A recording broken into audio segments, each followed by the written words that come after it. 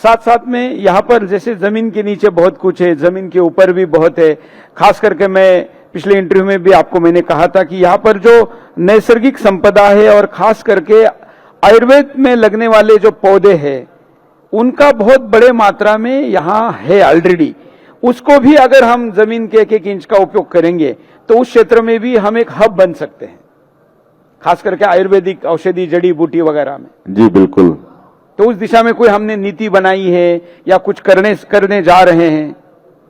देखिए, जो नई उद्योग नीति हम लोग लाए हैं इसमें ये भी शामिल है, अस्पताल भी शामिल है, आपका शिक्षा के लिए अच्छा सीबीएसई कोर्स के साथ स्कूल खोलते हैं वो भी शामिल है। और पिछले दिनों बाबा रामदेव स्वयं आकर मुलाकात किए थे, उसके पहले बालकृष्ण महाराज जी को भेजे थे और उन्होंने यहाँ पर सोलर के सेक्टर में बड़ा इन्वेस्ट करने की इच्छा जताई थी, लेकिन हमने उनसे आग्रह किया कि बाबा हमारे यहाँ उसके लिए आपको इकट्ठे ज्यादा जमीन नहीं मिल पाएगी, कहे कि हमारा 44% भाग फॉरेस्ट यहाँ पर है और एग्रीकल्चर लैंड है, तो आपको ज्यादा हम एक जगह सोलर के लिए नहीं दे पाएंगे। तो आप से हमारा आग्रह है कि आप ये हर्बल प्लांट की तरफ आप आइए, कहे कि उसका आपका काम है ही है, हमारे किसानों को भी रोजगार मिलेगा। तो उन्होंने सहमति दी है और अभी कुछ ही दिन पहले बालकृष्ण जी का फिर फोन आया था, वो बहुत जल्दी यहाँ पर आने वाले हैं और हमको लगता है कि हर्बल प्लांट का यहाँ पर उनका काम शुरू होगा, जिससे हमारे बहुत सारे किसान उसको उगा पाएंगे और उनको अच्छा कीमत भी मिलेगा। अभी आपके पहले स्वास्थ्य मंत्री से हम बात कर रहे थे और कौशल मंत्री से, तो हमने एक सुझाव दिया था, एक आंकड़ा भी बताया था कि पिछले दिनों माननीय प्रधानमंत्री की उपस्थिति में बेंगलोर में कार्यक्रम हुआ था जिसमें विभिन्न पैथियों में काम करने वाले लोग, जिनके पैथी का नाम नहीं है एलोपैथी या होम्यो में या किसी में, लेकिन लोगों को वो किसी न किसी तरीके से ठीक करते हैं, ऐसे लोगों की सेवा का भी कोई उपयोग लेना चाहिए, क्योंकि स्वास्थ्य वैसे भी आपके दिल के करीब का मुद्दा है ही।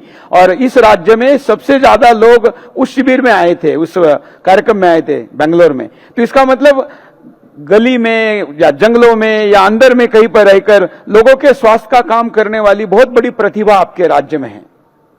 जी बिल्कुल, हम लोग सभी पैथी को आगे बढ़ा रहे हैं।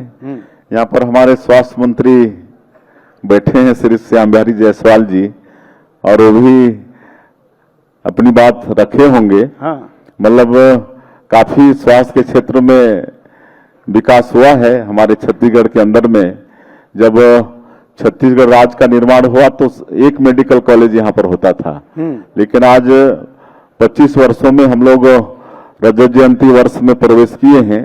छत्तीसगढ़ निर्माण का 25 साल हुआ है और हम लोग रजत जयंती वर्ष मना रहे हैं। तो आज 15 मेडिकल कॉलेज करीब हो गए हैं। हम लोग मतलब यहाँ पर एम्स भी ले आए। श्रद्धेय अटल बिहारी वाजपेयी जी जब प्रधानमंत्री थे तो उस समय भी हम मेंबर ऑफ पार्लियामेंट थे, तो उस समय एक ही एम्स हुआ करता था दिल्ली में और भारी प्रेशर होता था। तो हम लोगों ने सबने मिलकर आग्रह किया था माननीय प्रधानमंत्री श्री श्रद्धेय अटल बिहारी वाजपेयी जी से, तो उन्होंने हम लोगों की बात मानी और 6 एम्स प्रथम किस्त में ही स्वीकृत किए थे। उसमें हम लोगों को पहले किस्त में ही छत्तीसगढ़ को एम्स मिला और आज स्थापना यहाँ पर हुई है एम्स की। और हम लोग सभी संभाग मुख्यालय में सुपर स्पेशलिटी हॉस्पिटल वो भी कर रहे हैं। रायपुर में है, बिलासपुर में है, अभी जगदलपुर में एक 200 करोड़ का भवन बनके तैयार था, उसको रन करने के लिए हम लोग एक कॉन्टिनेंटल हॉस्पिटल है हैदराबाद, उसके साथ एमओयू किए हैं। और सरगुजा में 300 बेड का सुपर स्पेशलिटी हॉस्पिटल वो भी है ही है। तो इस तरह से सभी संभाग मुख्यालय में हम लोग सुपर स्पेशलिटी हॉस्पिटल, इसका भी शुभारंभ कई जगह चल रहा है और एक आध जगह बचा है तो वो होगा। और हॉस्पिटल, पीएचसी, सीएचसी ये सब हुआ है 25 वर्षों में और मेडिकल में सीट काफी बढ़ी है। तो आने वाले वर्षों में जो आज चिकित्सकों की कमी हमारे प्रदेश में, हमको लगता है कि साल 2 साल के अंदर वो कमी नहीं रहेगी। स्वास्थ्य के साथ थोड़ा शिक्षा की तरफ चलते हैं। आपके राज्य के लोग जैसे उपचार के लिए बाकी राज्यों में जाना उनको अनिवार्य होता था, खास करके बड़े शहरों में, वैसे शिक्षा के लिए भी बहुत बड़े पैमाने पर इस राज्य से लोग बाहर जाते हैं। तो अब उसमें भी कोई उच्च शिक्षा या खास कुछ ऐसा विचार आपने किया है कि लोगों को बाहर जाना न पड़े?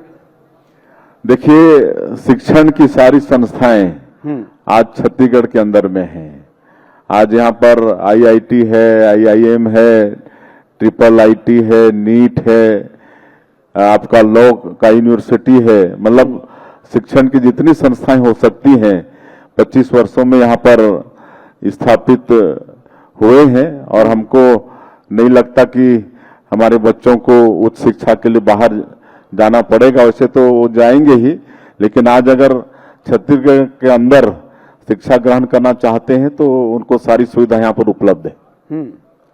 उस शिक्षा में जो पारंपरिक शिक्षा या नई शिक्षा नीति जो आई है उसका कुछ लाभ आपको दिखता है? जी बिल्कुल।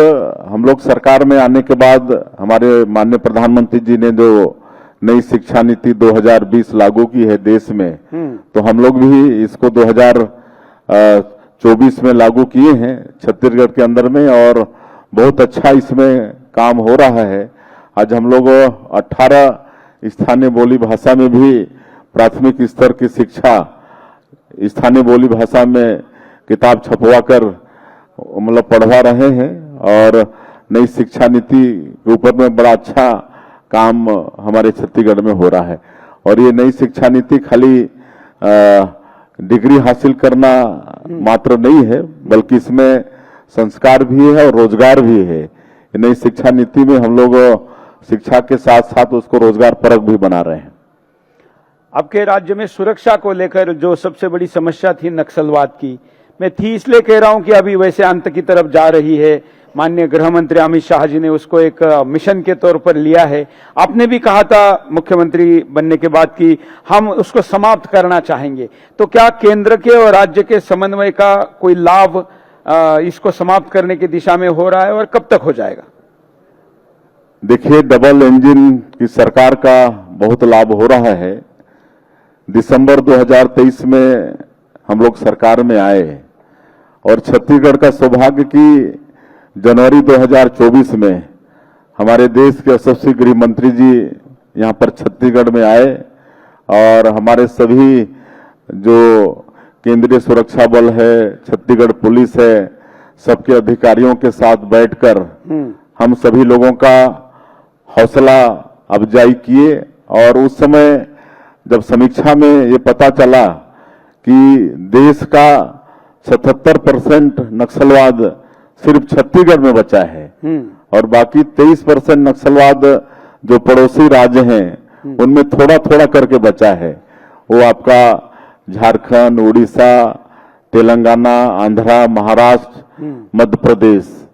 तो हमको बड़ा दुख हुआ कि 77% नक्सलवाद छत्तीसगढ़ में बचा है और 23% 6-7 राज्यों में बचा है।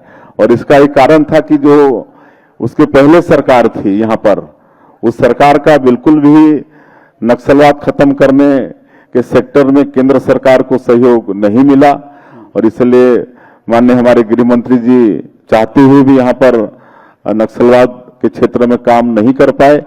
लेकिन डबल इंजन सरकार बनने के बाद उनकी नीति, उनका हौसला अफजाई करना, और एक तो JTF ज्वाइंट टास्क फोर्स का गठन उन्होंने किया, और आज मतलब 19 महीने में पूरा देश आज जान रहा है कि किस मुस्तैदी के साथ हमारे केंद्रीय सुरक्षा बल के जवान और छत्तीसगढ़ पुलिस के जवान नक्सलवाद के साथ में लड़ाई लड़ रहे हैं, और लगातार ऑपरेशंस हो रहे हैं।